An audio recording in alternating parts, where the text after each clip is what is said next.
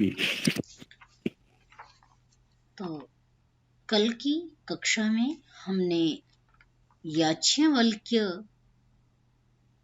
का ब्रह्म विद्या के प्रति यह वचन देखा कि उन्होंने कहा कि मैं ये इस विद्या को जानता हूँ, मैं ब्रह्मिष्ठ हूँ। इस बात का संकेत याज्ञवल्क्य ने दिया था और उन संकेतों के आधार पर अश्वल ने याज्ञवल्क्य से प्रश्न पूछना आरंभ किया। अब जो प्रश्न याज्ञवल्क्य की तरफ से आ रहे हैं, जिसमें कल पहला प्रश्न हमने समाहित किया था, उसका हमने विचार विमर्श यहां पर किया था। अश्वल का दूसरा प्रश्न है, वापस वहीं पर चलें एक बार। ये उच्चारण आपने यहां तक का कर दिया और हम यहाँ अहोरात्र पे चौथे से आरंभ करते हैं। जी, तो हाँ, याज्ञवल्क्य ऐसा फिर से अश्वल ने जब उनको पहले प्रश्न का उत्तर दे दिया याज्ञवल्क्य ने, तो अश्वल ने फिर दूसरा प्रश्न किया है और पूछ रहे हैं क्या कि हे याज्ञवल्क्य, यदिदं सर्वम अहोरात्राभ्याम आप्तम, इस ब्रह्मांड में सब कुछ दिन और रात्रि में ही व्याप्त है, न कोई दिन से बाहर जा सकता है और कोई कार्य न ही रात्रि से बाहर जा सकता है। तो जो कुछ भी है वो काल की सीमा में व्याप्त है। वो काल का जो हम सबसे छोटा विभाजन अपने समीप में देखते हैं वो है दिन और रात। इनसे सब कुछ व्याप्त है। कोई भी क्रिया है, कोई भी कर्म है, कोई भी ज्ञान है, कोई भी विचार है, कोई भी व्यवहार है, सब कुछ इन दोनों में ही समाहित है। सर्वम अहोरात्राभ्याम अभिपन्नम, सब में अहोरात्र व्याप्त हैं और सब कुछ अहोरात्र में ही संपन्न होता है, अभिपन्न होता है, पूर्ण होता है। दिन रात में ही सब कुछ समाया हुआ है। तो जब दिन और रात से सब वस्तुएं व्याप्त हैं, अभिपन्न हैं, छाई हुई हैं, केन यजमानः अहोरात्रयोः आप्तिम अतिमुच्यते इति, किसके द्वारा यजमान दिन और रात्रि से अति मुक्त हो सकता है। मुक्त होना नहीं कहा, क्या कहा? अति मुक्त हो सकता है, माने पूर्णतया सर्वदा, माने दीर्घकालिक अवधि अत्यंत रूप से मुक्त हो सकता है। इति, यह प्रश्न किया। तो याज्ञवल्क्य उसका उत्तर देते हुए कहते हैं, अध्वर्युणा ऋत्विजा चक्षुषा आदित्येन चक्षुर्वै यज्ञस्य अध्वर्युः तत् यत् इदं चक्षुः सह असौ आदित्यः सह अध्वर्युः सह मुक्तिः सह अतिमुक्तिः। यह चूंकि दो बातें कही जा रही हैं, पहली मुक्ति और दूसरी अतिमुक्ति। प्रश्न अतिमुक्ति से आरंभ हुआ है, परंतु उसकी जो सोपान है, जिस पे गमन करना है, उसके लिए दोनों चरणों को आपको पार करना आवश्यक है। पहला चरण मुक्ति का और दूसरा चरण अति मुक्ति का।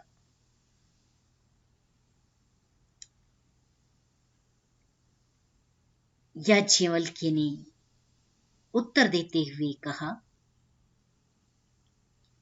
कि जो अध्वर्यु है, अध्वर्यु नाम वाला जो ऋत्विक है, दोनों का विशेष्य विशेषण लगा लें तो अध्वर्युणा ऋत्विजा माने ऋत्विक कर्म करने वाला।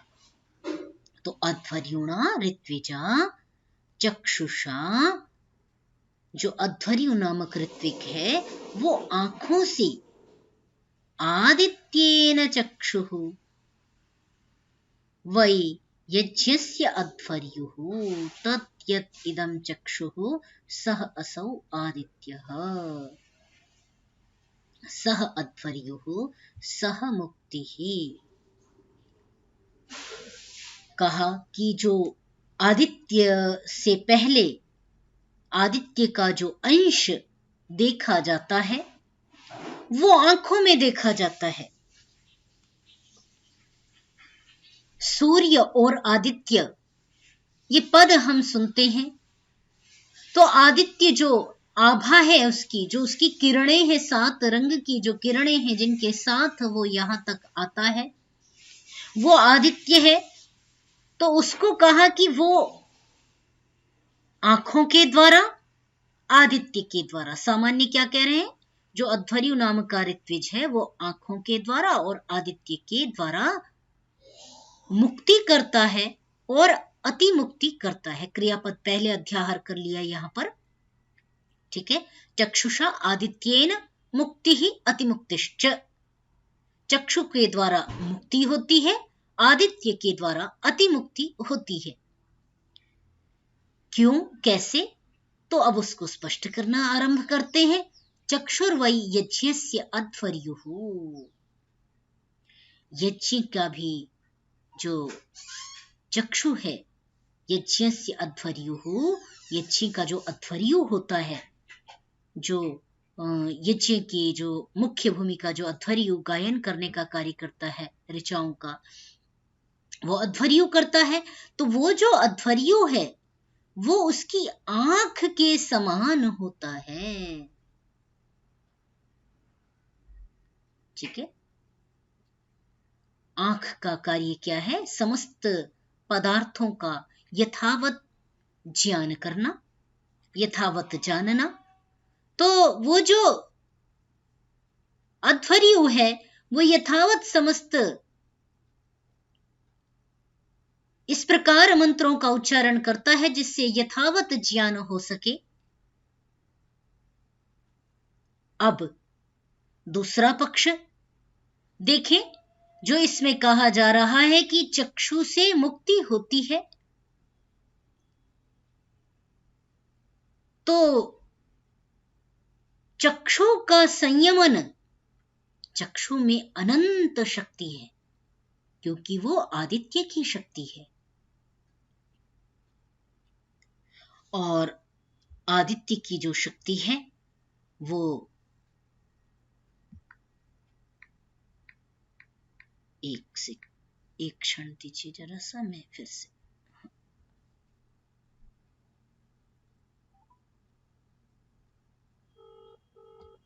गांधारी का प्रसंग आता है कि उसके पास जो उसने जीवन पर्यंत अपनी शक्ति को संजोया था वो अपनी उस शक्ति का प्रयोग अपने पुत्र के शरीर को दृढ़िष्ठ बनाने का प्रयास करती है उस आंखों के तेज के द्वारा। तो आंखों में बहुत सारी शक्ति विद्यमान है और आपने अभी यदि आप रिसेंट की न्यूज भी देख रहे होंगे तो उसमें आपने राम भद्राचार्य जी को देखा होगा, जो जिनके विषय में बहुत सारी चर्चाएं आ रही हैं कि वो इतनी भाषाओं के ज्ञाता हैं और इतने शास्त्र उन्होंने पढ़े हुए हैं, इतने श्लोक उनको स्मरण है, इतने घंटे में वो इतना श्लोक निर्माण कर लेते हैं, अर्थात अथाह प्रतिभा का दर्शन उनका दिख रहा है। कहने का मेरा तात्पर्य बस इतना है इसके लिए कि जो आंख की ज्योति है, जिसे हम निरंतर क्षय कर रहे होते हैं आंखों के द्वारा, आंखों में जो अनंत ज्योति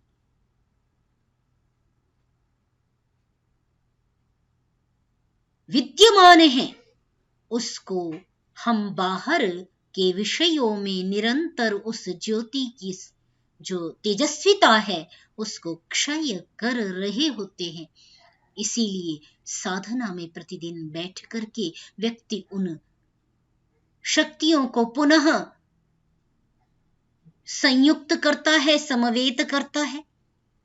तो ऐसा जो भी प्रज्ञा चक्षु आपको दिखाई देता है, जिन्होंने संस्कृत शिक्षक सरणी लिखी थी, राम क्या नाम था उनका, शायद किन्हीं को स्मरण हो, या प्रज्ञा चक्षु दंडी गुरु विरजानंद जी का नाम हो, या फिर जो ये राम आचार्य करके, आचार्य राम करके उनका नाम आता है, जिन्होंने संस्कृत शिक्षक सरणी लिखी, वो पृष्ठ पर हाथ रख करके बता देते थे ये कौन सा पृष्ठ है, और सब कुछ स्मरण था उनको। तो यहाँ पर ये कहने का तात्पर्य यही है कि ये उनकी वो जो शक्ति है, तेजस्विता है, वो इकट्ठी बनी रहती है, इसलिए उनकी जो प्रतिभा होती है वो अत्यंत प्रखर होती है, तेजस्विता से संपन्न होती है। वो शक्ति जो आंखों की है, जो क्षय नहीं हो रही, वो मेधा में लग जाती है। तो जब आंखों को संयमन करता है, तो यदि यह कथन कहा गया योग दर्शन में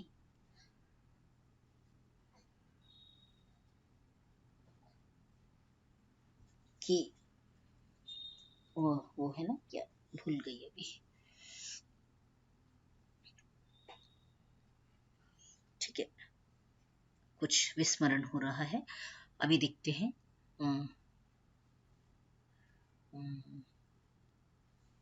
ठीक, आगे बढ़े। तो जो चक्षु की शक्ति है, वो जब इस को अंतःमुखी करता है, अर्थात इस पर नियंत्रण कर लेता है, पूर्ण अधिकार कर लेता है, तब वह मुक्त होता है। और अतिमुक्ति के लिए यहीं से उसका मार्ग, द्वितीय सोपान उद्घाटित हो जाता है। तो इसीलिए कहा, क्या कहा कि वो जो चक्षुषा, यज्ञ का जो चक्षु है, जो अध्वर्यु है, वो चक्षु है। तद्यद इदम चक्षु, यही जो चक्षु है ये व्यष्टि रूप है। इसकी सिद्धि कर लेने पर सह असौ आदित्य, जब व्यष्टि रूप को साध लेता है,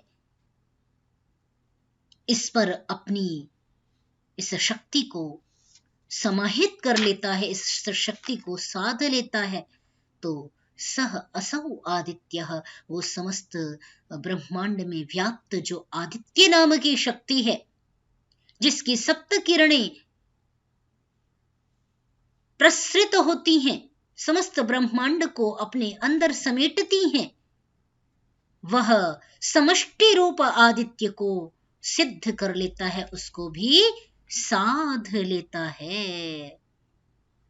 और जब इन ऐश्वर्यों को साध लेता है, चक्षु को और आदित्य को, व्यष्टि को और समष्टि को, तो सह अध्वर्यु, वह अध्वर्यु ही होता है। सह मुक्ति ही, वह मुक्ति को प्राप्त करता है। सह अतिमुक्ति ही, वह अतिमुक्ति को भी सिद्ध कर लेता है।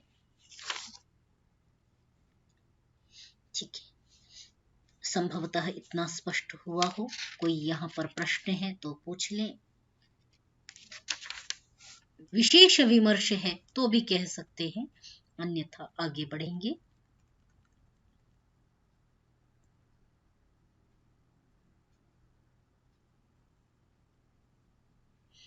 याज्ञवल्क्य ने कहा, यत इदम सर्वं पूर्व पक्ष परपक्षाभ्याम आप्तम।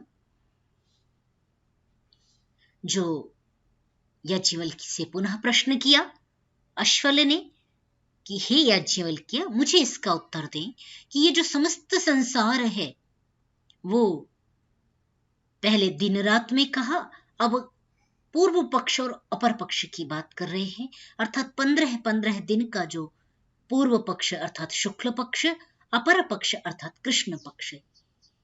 क्यों मैंने पूर्व पक्ष और अपर पक्ष का ये अर्थ संगति लगाई? आपको मन में ये प्रश्न आ सकता है, जैसे मेरे मन में स्वाभाविक रूप से ये प्रश्न आया कि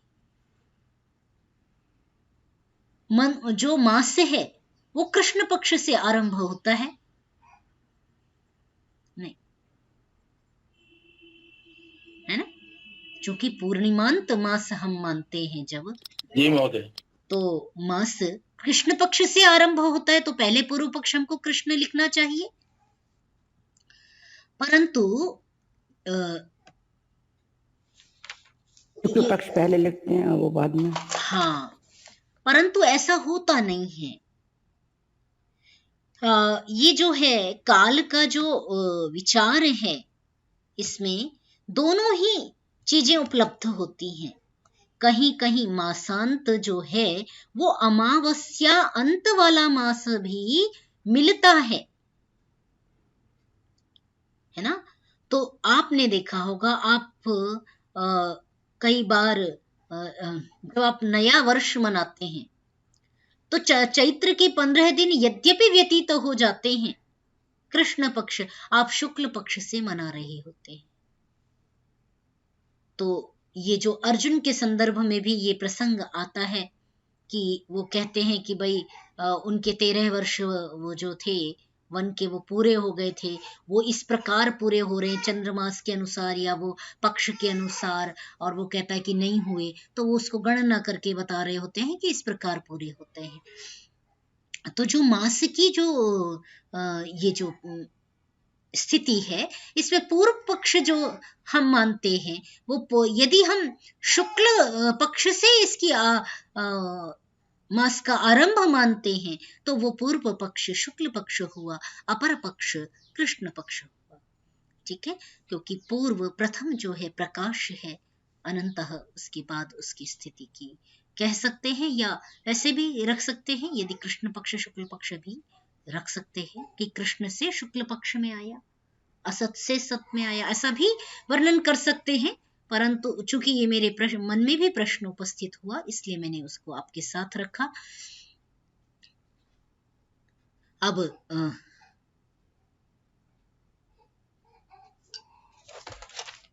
जो इसमें कहा कि जो पूर्व पक्ष अपर पक्ष में जो व्याप्ति है, सब कुछ पूर्व पक्ष अपर पक्ष में ही व्याप्त हो रहा है, उसी से आच्छादित है, अभिपन्न है, पहुंचा हुआ है। केन यजमानः पूर्व पक्ष अपर पक्षयोः आप्तिम अतिमुच्यते। इन दोनों से कैसे अतिमुक्त हो सकता है, पूर्णतया मुक्त हो सकता है। इसका भी श्रौत सूत्रों में बड़ा उत्तम प्रसंग अमावस्या और पूर्णिमा को लेकर के बड़ा सुंदर और बहुत विशेष चित्रण वहां पर आता है। कभी उसकी मैं पृथक रूप से उसके विषय में चर्चा करूंगी, उस पर विशेष प्रकाश हम डालेंगे। अभी केवल चूंकि यहाँ पर ये इतना ही विषय लेकर के आगे बढ़ रहे हैं पूर्व पक्ष उत्तर पक्ष को, कि इन दोनों को साधना है, दर्शेष्टि और पौर्णमासिष्टि इति उद्गात्रा ऋत्विजा वायुना प्राणेन प्राणो वै यज्ञस्य उद्गाता। जो प्रश्न किया उसका उत्तर देना आरंभ करते हैं याज्ञवल्क्य कि उद्गात्रा ऋत्विजा। एक मिनट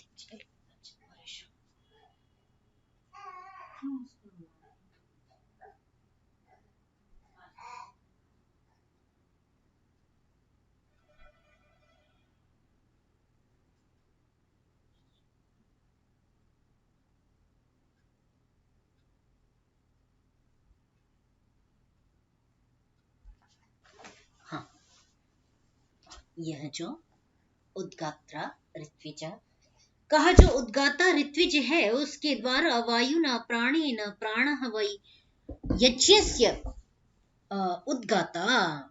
क्या कहा? वायु के द्वारा और प्राण के द्वारा ही मुक्ति और अतिमुक्ति की जाती है, सिद्धि की जाती है। तो उसमें कहा कि जो प्राण है वो वही यज्ञ का जो उद्गाता है वो प्राण शक्ति है, और प्राण की साधना कर ली, प्राण को साध लिया, तद अयम प्राणः, वह यह जो प्राण है, वह यह जो प्राण है वह सह वायु, वो शरीर में वायु तत्व का प्रतिनिधित्व करता है। प्राण व्यष्टि रूप है और वायु समष्टि रूप है। अतः प्राण की साधना के द्वारा वायु की साधना माने समष्टि रूप को साधना ही उद्गाता का कार्य होता है। उद्गाता वही कर रहा होता है, अर्थात जो समस्त शरीर को चलाने वाला, जो सभी देवों का, पिंड में जितने भी देव विद्यमान हैं उन सब देवों में श्रेष्ठ देव प्राण हैं। तो प्राण की साधना के द्वारा उद्गाता उपासना करता है, क्योंकि उद्गाता का कार्य वो सृष्टि नियंता पर ब्रह्म परमात्मा की उपासना है। तो उपासना उस परमात्मा के प्रति कृतज्ञता अर्पित कर देना, उस परमात्मा के प्रति उपासक भाव कि हे परमात्मन जो कुछ भी है वो आपका दिया हुआ है, यह भाव जागृत कर लेना ही उद्गाता का कार्य होता है। अतः जो व्यष्टि रूप प्राण था, जिसकी साधना से वह ब्रह्मांड में व्याप्त जो वायु है उसको साधता है सह उद्गाता, वो इसी प्रकार मुक्ति से अति मुक्ति की ओर गमन करता है।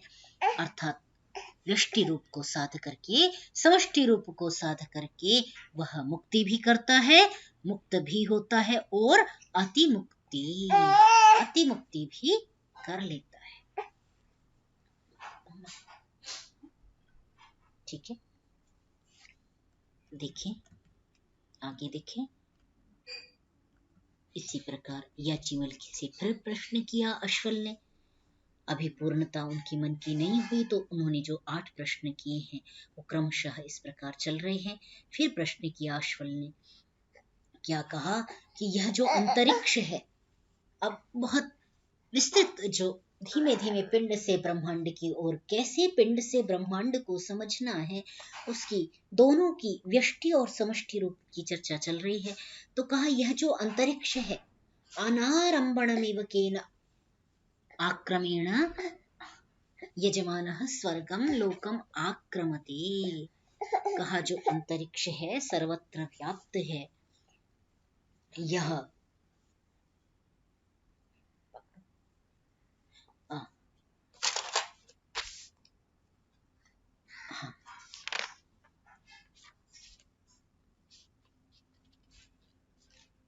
यह जो अंतरिक्ष है जो किसी चीज पे नहीं टंगा हुआ है, अनारंभणमिव, जो किसी का आश्रय नहीं ले रहा है, किसी चीज के सहारे नहीं लटका हुआ है। जैसे ब्रह्मांड की समस्त वस्तुएं किसी न किसी का आश्रय न लेकर के टिकती हैं, है ना। तो कहा कि वो किसी पर टंगा हुआ नहीं है। ऐसा जो अंतरिक्ष है वह केन आक्रमेण यजमानः, वो जो इस प्रकार का जो अंतरिक्ष है वो उसके समान किसका आक्रमण करने, माने किसके साधन से यजमान स्वर्ग लोक को प्राप्त कर सकता है, स्वर्ग लोक को चढ़ पाता है, स्वर्ग की नौका पर चढ़ पाता है ना। तो वो सीढ़ी कौन सी है जिस पर चढ़कर के वो स्वर्ग लोक को सिद्ध करता है। अब यहां पर जो उत्तर दिया जा रहा है उसमें ब्रह्मा की बात कही जा रही है। अध्वर्यु उद्गाता, होता अध्वर्यु उद्गाता की बात हो चुकी। अब ब्रह्मा तीनों कार्य कर रहे होते हैं, होता भी, अध्वर्यु भी, उद्गाता भी। परंतु जो ब्रह्मा होता है, जब से याग आरंभ होता है या यज्ञ आरंभ होता है और जब समाप्त होता है, तब तक मौन धारण करके रखता है। वो एक भी शब्द मध्य में उच्चरित नहीं करता है, क्योंकि यज्ञ में कोई भी त्रुटि न हो जाए। वो प्रत्येक वस्तु पर ध्यान रखता है, प्रत्येक क्रिया पर ध्यान रखता है। और क्रिया तो गौण हो गई, क्योंकि ये कार्य तो अध्वर्यु होता भी संभाल रहे हैं अपने अपने दायित्व को,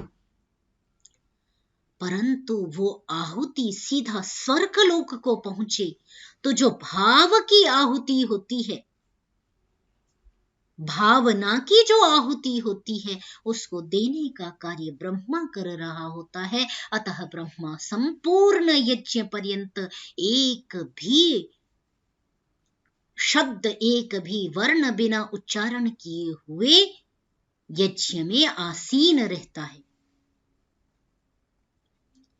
क्योंकि वो समस्त आहुतियों को मौन रह करके जिस जिस देवता तक पहुंचानी है वहां तक पहुंचाने का कार्य कर रहा होता है। इसीलिए अब जो बात कही जा रही है वो देखें, क्या कहा, केन, एक मिनट, वो चार्जर केन आक्रमेण, जो प्रश्न किया था अब उसका उत्तर दिया। अरे ये क्या कर रहे,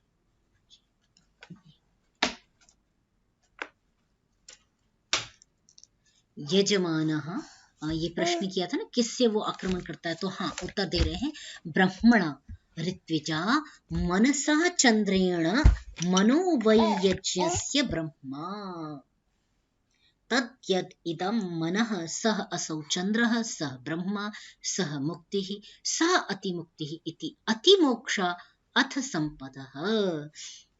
अब कह रहे हैं कि जो मन तत्व है ये चंद्रमा तत्व है, चंद्रमा तत्व से ही मन बनता है।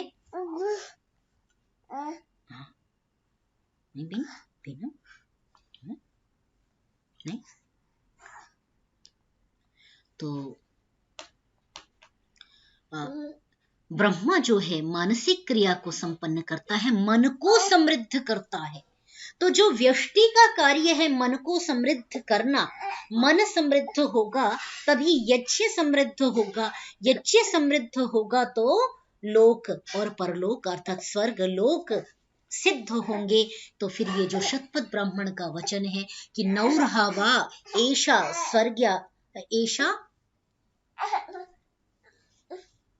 स्वर्ग्या यदग्निहोत्रम, ये वचन शतपथ ब्राह्मण में आता है कि ये यज्ञ जो है वो नौका है, सोपान है उस पर ब्रह्म परमात्मा की, माने उस स्वर्ग लोक को पाने की सीढ़ी ये अग्निहोत्र है। नौरहवा एषा स्वर्ग्या यदग्निहोत्रम, ये पद, ये वचन शतपथ ब्राह्मण में आता है। तो यहाँ वापस चलते हैं, देखते हैं क्या कि व्यष्टि हो गया मन तत्व जिसे ब्रह्मा ने साधा। ब्रह्मा ने जब मन को समृद्ध कर लिया तो मुक्ति की बात हुई। और मनः वै यज्ञस्य ब्रह्मा, क्योंकि मन ही संपूर्ण यज्ञ का ब्रह्मा होता है और मन को जब साध लेता है, आहुतियों को सही प्रकार से यथा देव को समर्पित कर देता है, समस्त ब्रह्मांड यज्ञ को समझ जाता है, तद्यद इदम मनः, वह जो ये मन है, सह असौ चंद्रः, जो व्यष्टि रूप में मन को साध लिया, मानो उसने इस पिंड में समस्त ब्रह्मांड में व्याप्त जो चंद्रमा का मनः तत्व है, उस चंद्रमा शक्ति को भी साथ लिया, जिससे मन बनता है। नहीं, कहीं नहीं जाना। सह ब्रह्मा सह अति मुक्ति ही, ठीक है। तो वही ब्रह्मा है, वही मुक्ति है, और वही अति मुक्ति है। अति मोक्षा अथ संपदः, क्या कहा? यही अति मुक्ति अर्थात अति मोक्षा है, माने मोक्ष की सिद्धि है। और अथ संपदः, यही संपदा है। प्रश्न अभी और भी रह गए हैं, ये 4 प्रश्न संभवतः अभी हो गए। 5वें प्रश्न से अभी और, अच्छा 5वां भी कर सकते हैं, अभी थोड़ा समय है, ठीक है। 5वां भी देख लेते हैं, फिर आपका विमर्श ले लेंगे, है ना। आज थोड़ा सा डिस्टर्ब हो रहा है, व्यवधान ये छोटे बाल गोपाल हैं वो कर रहे हैं। कोई बात नहीं। याज्ञवल्क्य फिर से प्रश्न किया, 5वां प्रश्न उपस्थित करते हैं। कहते हैं कि कति भी अयम अद्य ये जो अद्य ऋग्भिः होता अस्मिन् यज्ञे करिष्यति। अच्छा, अब जब होता अध्वर्यो ऋत्विक, जो होता ऋत्विक था, अध्वर्यो ऋत्विक था, और ये जो उद्गाता ऋत्विक था और ब्रह्मा ऋत्विक था, जो चारों यज्ञ कर रहे थे, उन चारों का एक प्रथम सोपान चलने के बाद फिर अश्वल ने प्रश्न किया। अश्वल की जो आध्यात्मिक जिज्ञासा है वो शांत नहीं होती और पुनः आरंभ करते हैं। कहते हैं कि आज जो ये यज्ञ संपन्न होने जा रहा है, इस यज्ञ में होता अस्मिन् यज्ञे करिष्यति, यानी कितनी समिधाओं से आहुति देगा, नहीं कितनी ऋचाओं से आहुति देगा, है ना। हाँ, तो कितनी ऋचाओं से होता यज्ञ करेगा, ये प्रश्न जब कहा उपस्थित हुआ, तो आचार्य जो याज्ञवल्क्य हैं, ऋषि याज्ञवल्क्य हैं, वो कहते हैं तिस्रिभिः इति, 3 समिधाओं से वो यज्ञ करेगा। कौन होंगी वो 3 समिधाएं? होता को कहा कि वो 3 जो आहुतियां होंगी वो कौन सी होंगी, तो पूरे यज्ञ को जो समेट लिया वो 3 में, श्रुत सूत्रों में भी हम इसका अध्ययन करते हैं कि वो 3 में समेट ली जाती हैं। तो कौन सी 3 हैं? तो कहा कि पुरोनुवाक्या, याज्ञ और शस्य। जो पुरोनुवाक्या है, जो उसके यज्ञ के प्रारंभ में बोली जाती है, देवताओं के आह्वान इत्यादि के साथ जो संपूर्ण कार्य को संपन्न करा रही होती है, वो पुरोनुवाक्या होती है। और याज्ञ जो है, ये बैठो आराम से बाबू, नहीं बैठना मत।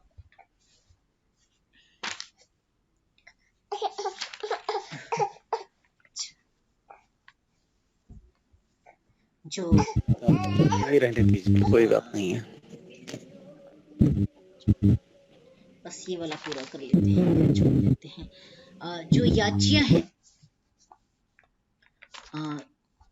हाँ, जो यज्ञ के अंतर्गत पढ़ी जाती हैं, जिनसे यजन किया जाता है, वे ऋचाएं यज्ञ कहलाती हैं।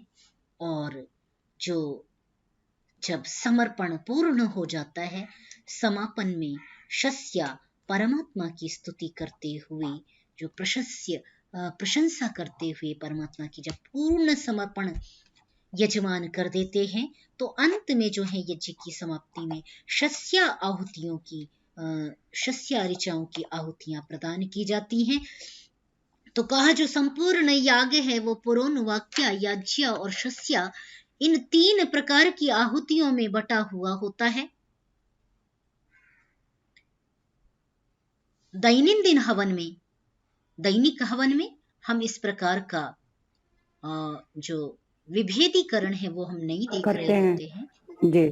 परंतु जो आपने कभी सुना है कि भाई यज्ञ किया, यज्ञ में आरंभ में आपने प्रार्थना की, ईश्वर स्तुति, प्रार्थना और उपासना के मंत्र पढ़े, बीच में समर्पण किया, और अंत में स्तुति, आशीर्वादात्मक स्तुति की, नहीं आशीर्वाद तो हाँ उससे पहले की क्रिया हो गई, स्तुति करना माने उसका शंसन करना,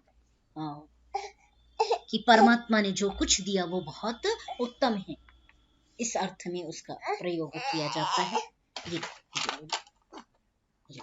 महोदय आप इसको संभाल लीजिए आप। हाँ, परेशान हो रही है वो भी। हाँ, तो इस प्रकार ये तीनों जो इसको पूरा कर लें बस। तो ये तीन जो पुरोन वाक्य यज्ञ और शस्य हैं, इनके द्वारा ही यज्ञ संपन्न होता है। यत्किंच इदम प्राणभृत इति, जो कुछ भी यज्ञ में प्राणभृत है, प्राणधारी जो भी जीव है, को छोड़ दिया क्या, एव तृतीया किम ताभिः जयति इति।